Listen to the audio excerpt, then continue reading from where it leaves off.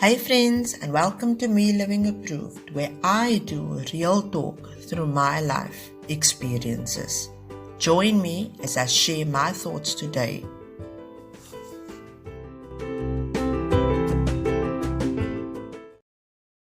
So, hi, my dear friends. So this is me again.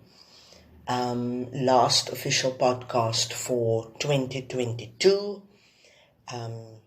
I only was recently not introduced to podcasts, obviously, but have gone this avenue, and I'm telling you, it's if you're doing it for people, it can get quite daunting because you don't have an idea of what people not necessarily think, but in the sense of how many likes you get, how many views you get, and so on and so on. But when you make a decision that is actually like you talking, like somebody said to me recently, it was a build up for him to be talking to a microphone and a camera and not really knowing if there's somebody on the other side. And he just had to settle his heart on what the purpose and the reason behind him doing this was. So the same for me. I've always been somebody who doesn't really care what people think. However, I think all of us deep down does actually care what people think. We just make ourselves believe, or we make a decision that the people's opinions is that, but am I gonna allow it to affect me? So, but that's not what I want to talk about today. I want to end off my 2022 year with this statement or question. How does your journey look? I had my quiet time this morning and I was sitting with quite a few questions that I had for God. It was like, I need a meeting. You need to sit down. I've got this whole list and I need you to answer them. It's almost like a boss and an employee type of setup, which is just creepy. If you decide to like have a meeting like that with God. So, that was not what that was. But for me, it was, I said previously, I don't like New Year's resolutions. I don't like going into this new year all guns blazing with stuff that I know that, I'm just not going to commit to. Probably, or not probably, definitely, because there's first a mindset that has to be dealt with. And I think that's why a lot of people, including myself, have started with very, very, very good, what is the word? Have a lot of, the aspirations were good, the heart was there and everything, but it didn't last because it wasn't a changed mindset. And then obviously changed behavior, because I do believe if the mindset changed, then the behavior changes. That's a note to myself in this area that I'm still challenged with. It's about the mindset change. So I was sitting this morning and I was having this talk with God and asking him, so in my journey somewhere along the way, I feel like I've slipped and I don't really know how the slip looks. I can see the repercussions of it, but I don't know how it looks, as in where did this happen. And the answers that I got was like, this is all the stuff that you have to do, and then my peace comes. And then I went to go read it in the reverse. It's a scripture. I went to go read it in the reverse, and it basically said, my peace left because you didn't do that. And it was like, here we go again. But it's not about here we go again. It's about, face it, my journey is because I've lost touch of stuff that is important. And now I'm not saying, for me, I'm not saying physical things too, but predominantly spiritual things, emotional things, stuff that the head or the mindset, like I said, was fixed on, not fixated, fixed on, because fixated is like, I'm in the self-care mode, and I'm gonna this, and I'm gonna that, and I'm gonna that, and then I get tired of being that, and then I stop. But a mindset change of fixed on what I'm supposed to do. And I think for me, the reason why I stop is because I know various people will have different reasons. Some people will probably feel they got bored. Some people feel like the things was too structured for them. They felt like they couldn't breathe. And then other people, which I think it's the category that I fall in, is that, why is it taking so long? I'm doing everything I'm supposed to, but why is it taking so long? And who of you know with me that with God it doesn't work like that. We cannot put a time frame on there because we don't know the amount of time that is needed for us to completely have a mindset, not shift, but change and a transformation and a transition, because it doesn't happen the same way. Imagine it was a question of going to the grocery store, taking the packet, putting it in the microwave, and voila, you have this meal. No, it's not, because for other people that microwave pot, that heat pot, the refining pot, takes longer than for other people, because we are all at different places on our journey. The difficult with that is also just not to, which I had to have a check with myself yesterday, is to not compare my journey with somebody else's journey. And it's been something that for years and years, I've really had to trust God that I don't do that, because you don't know the other person's full story. You don't know what it cost them to get there. You don't know what they're still struggling with. You might see the beautiful pictures on Facebook and the testimony and this beautiful story, but you don't know what the journey was like.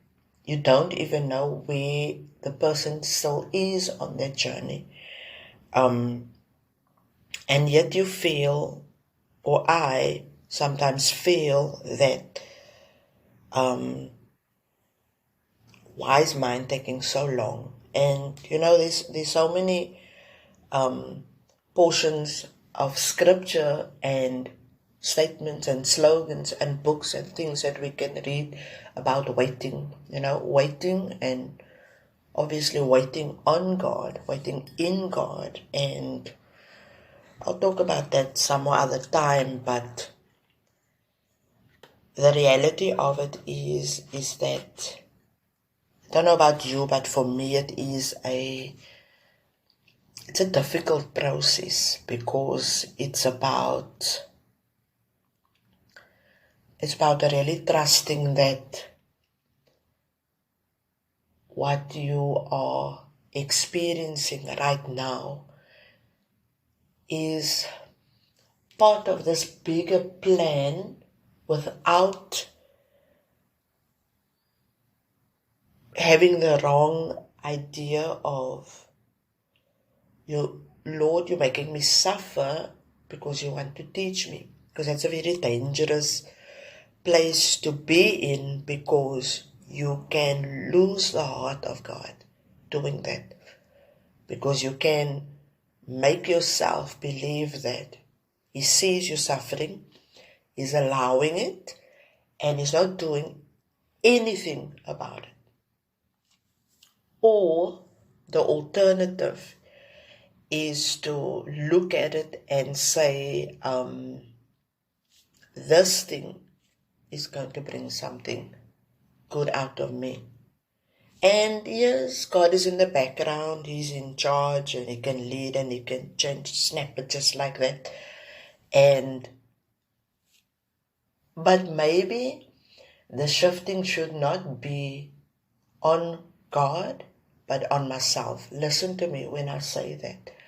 I'm not saying that He's not the all and He's the center, because He is. It's like,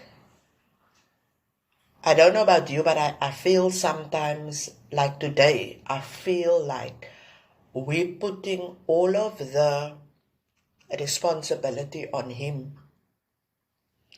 And then we say at the same time, but I'm doing that and I'm doing that, and you said that and I'm doing that and I'm doing that and doing that, I'm doing that. But maybe there's a part of that, all that doings, that I've let myself go, and that part of my responsibility I've neglected. But now it's just easy to say, He sees me do all these things and He's not doing anything. That's where I am today.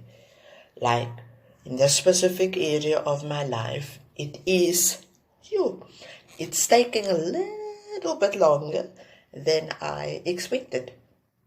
And part of it, obviously, is so easy just to put it on somebody else and say, but if you do that, then my doing is going to be easier, and then we're going to see the good result. Because, the vision says focus on the end result. Yes, it does say focus on the end result. It focus on where you see yourself after all of this. But what about the journey?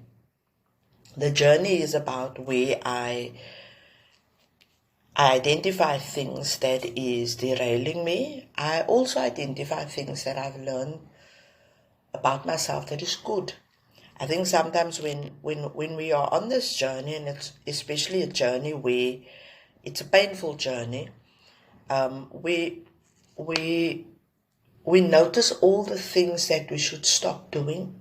We notice all the things that we've not just habits, but little things that we've taken on that we should, stop with or get rid of or minimize, but we don't focus on the things that we've actually attained or got to. My husband always say to me, when we have our moment, he says to me, it's like the 100. You're only looking at the 30%.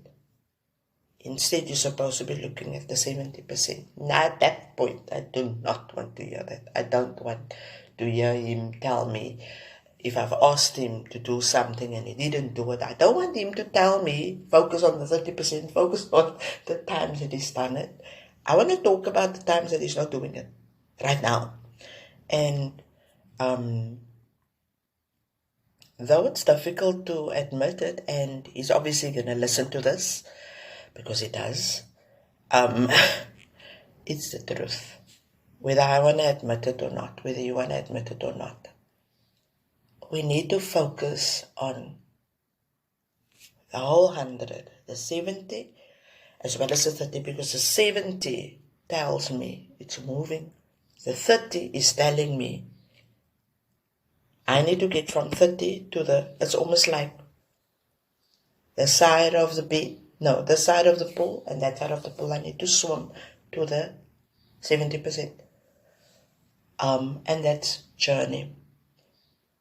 In that, celebrating what I've achieved, what I've done. One of my favorite authors says, I'm not where I'm supposed to be, but thank God, I'm not where I used to be.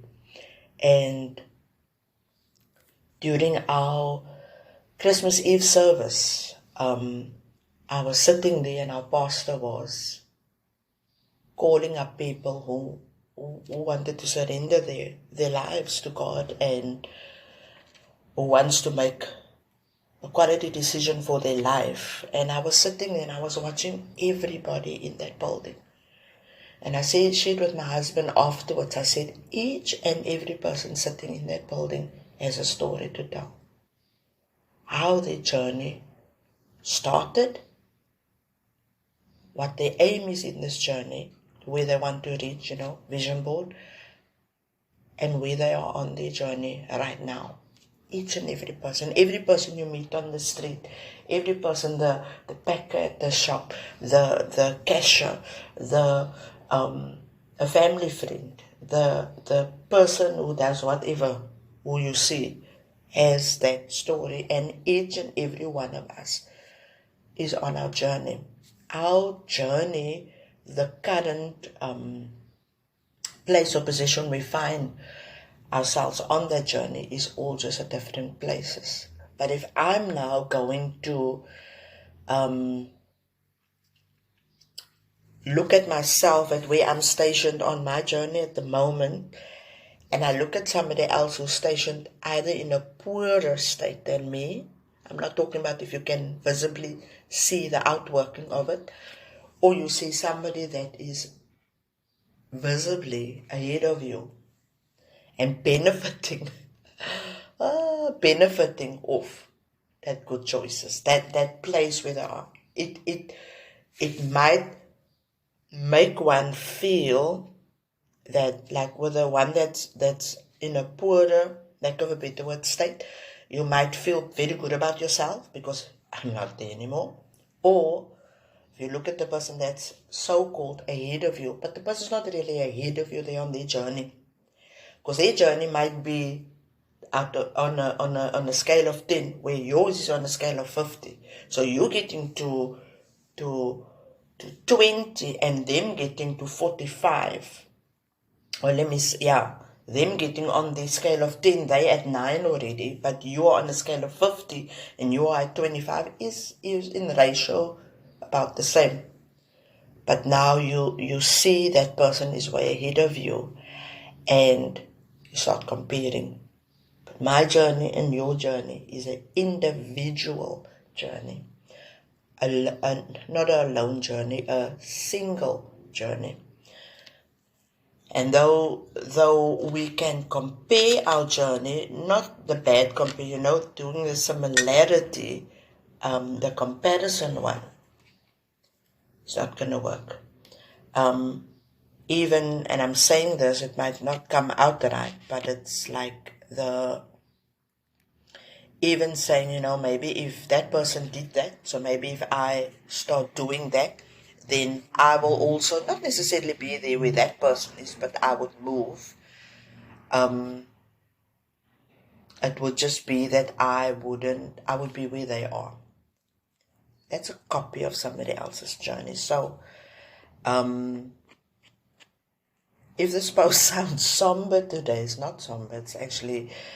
It's such a breath of fresh air and an eye-opener for me once again as a reminder to focus on your journey. Focus on the journey. Walk your journey and don't quit on your journey. Don't give up. Don't quit on your journey. Walk out your whole journey. And above all else, trust God. It's not just about Him knowing what He's doing. We know we are. It's about, do I know what I'm doing? Because it's a dual responsibility. So, with that being said, I'm out. Trust you have awesome, I know you are going to have an awesome going into 2023. Excited to meet you on that side.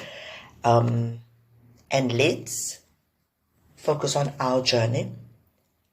And not the journey of other people. Lots of love. Signing out for 2022. God bless you.